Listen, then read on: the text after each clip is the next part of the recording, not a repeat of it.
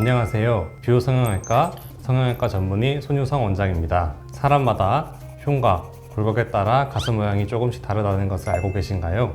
가슴 수술을 진행할 때 사람마다의 흉곽 그리고 가슴 모양까지 고려해서 수술을 진행해야 되는데요. 오늘은 유형별 가슴 모양에 따른 수술 방법에 대해서 알아보도록 하겠습니다. 보통 환자분들의 가슴을 보면 좌우 대칭이 잘 맞는 분들도 계시지만 짝가슴, 새가슴, 오목가슴 등의 특징을 가지고 계신 분들이 많이 계십니다. 이러한 가슴 모양들의 특징으로 고민하는 분들이 많이 계신데요. 짝가슴, 새가슴, 오목가슴에 대해서 헷갈려 하시는 분들이 계시는 것 같아서 알려드리도록 하겠습니다.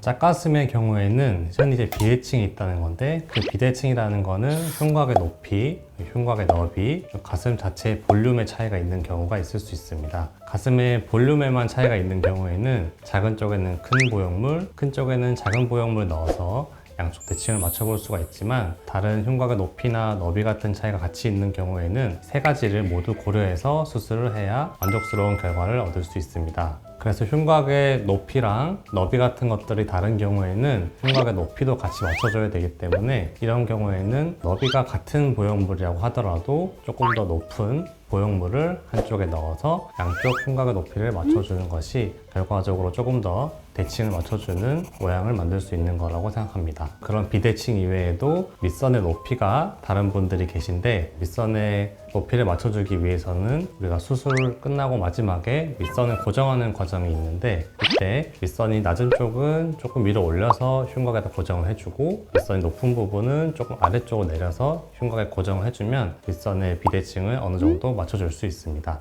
보통 사람 얼굴 비대칭이 없고 거의 대부분 비대칭이 있다고 보면 됩니다. 거의 똑같은 사람은 잘 없다고 보면 되고요. 뭐 정도의 차이는 있는데, 약간의 차이 같은 경우는 거의 다 대부분 가지고 있다고 생각하면 됩니다. 일반적인 흉곽은 가슴 가운데 부분이 조금 들어가서 활 모양을 이루고 있는데, 새가슴인 경우에는 가슴 가운데까지 튀어나와서 둥그런 모양을 하고 있습니다. 가슴뼈가 앞으로 튀어나와 있다 보니까 가슴이 조금 벌어져 있는 모양을 하고 있는 경우가 많고, 가슴에 보형물을 넣게 되면 보형물이 조금 바깥쪽으로 이동하려는 경향이 있습니다. 그렇게 되면 수술 후에 가슴이 조금 더 벌어져 보이는 그런 모양이 될 수 있기 때문에, 수술을 시행할 때는 가슴의 안쪽으로 대흉근을 조심스럽게 박리해서 조금 더 공간을 만들어주고, 보형물 같은 경우도 본인이 가지고 있는 가슴 너비보다 조금 더 넓은 보형물을 집어넣어주면 새가슴 분인 경우에도 조금 더 예쁜 가슴골을 만들어 줄 수 있습니다.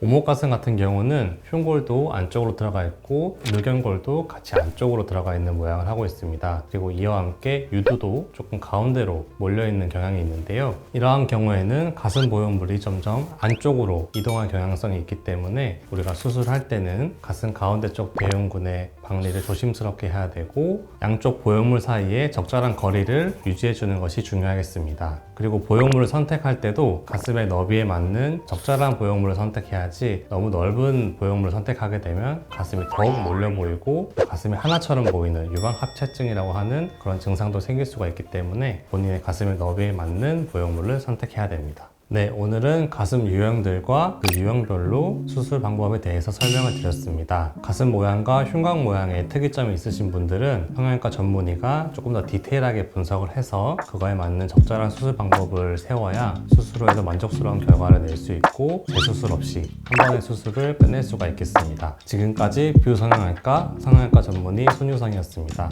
감사합니다.